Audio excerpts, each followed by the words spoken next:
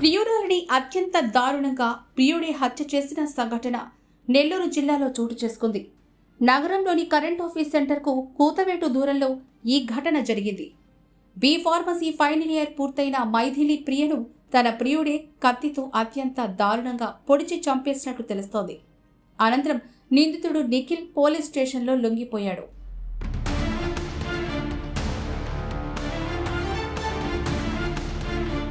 కుటుంబ సభ్యుల కథనం ప్రకారం బుచ్చిరెడ్డిపాలెం మండలంలోని పెనుబల్లికి చెందిన గిరిబాబు, లక్ష్మి దంపతులకు 2 కూతుళ్లు. గిరిబాబు 2020లో గుండెపోటుతో మృతి చెందారు. పెద్దమ్మాయి మైథిలి ప్రియ ఈ ఏడాది మార్చిలో బి ఫార్మసీ పూర్తి చేసింది. ఈ కోర్సు చదివే సమయంలో తోటి విద్యార్థి అయిన రాపూరు మండలానికి చెందిన నిఖిల్ను ప్రేమించింది. మైథిలి ప్రియ నెల్లూరు నగరంలోని ఓ పీజీ హాస్టల్లో ఉంటూ కళాశాలకు వెళ్ళొచ్చేది. అలాగే ఆమె చెల్లెలు గూడూరులోని ఓ ఇంజనీరింగ్ కళాశాలలో బీటెక్ చదువుతూ అక్కతో కలిసి ఉండేది.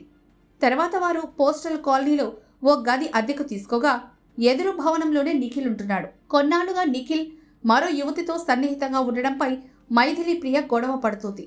4 నెలల క్రితం మైథిలి ప్రియకు బెంగళూరులోని ఓ కంపెనీలో ఉద్యోగం రావడంతో ఆమె అక్కడే ఉంటోంది.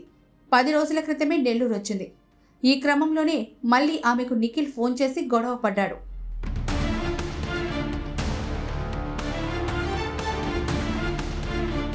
మైథిలి ప్రియ శుక్రవారం అర్ధరాత్రి ఫోన్లో మాట్లాడుతుండగా చెల్లెలు ఇంట్లో నిద్రపోతోంది.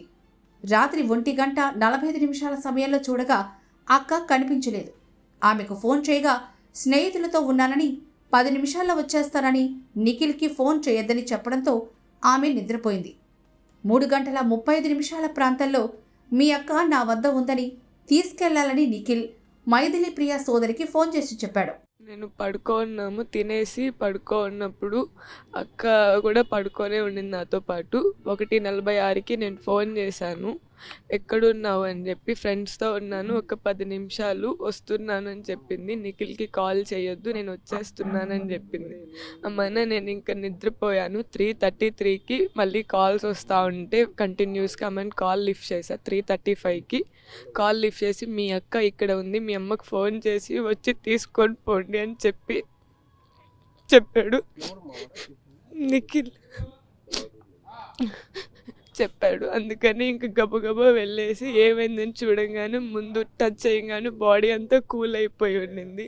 ఏమైంది అని అనగానే ఏం మాట్లాడలేదు. తర్వాత ఉండి ఇట్లా గొడవల వల్ల పొడి చేశాను, ఇట్లా చచ్చిపోయింది అని చెప్పిండు.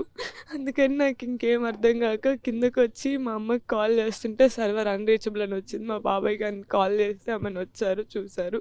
ఈ గ్యాప్లో వాళ్ళు వచ్చేదానికంటే లేట్ అవుతుందని ఆంటీ ఉన్నారు మా రూమ్ కింద. ఆంటీ హెల్ప్ తీసుకొని మైథిలి దగ్గరికి వెళ్తే అమ్మ అక్క ఎప్పుడో చనిపోయారున్నా, శ్వాస లేదమ్మా అని చెప్పి ఆంటీ నన్ను కిందే తీసుకొచ్చేసింది. ఈ లోపు ఆ అబ్బాయి వెళ్ళిపోయాడు.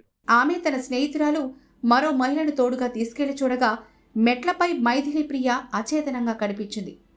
ఛాతి కింద ఎడమ వైపు కత్తిపోటుకు గురై రక్తస్రావమైనట్లు గుర్తించారు.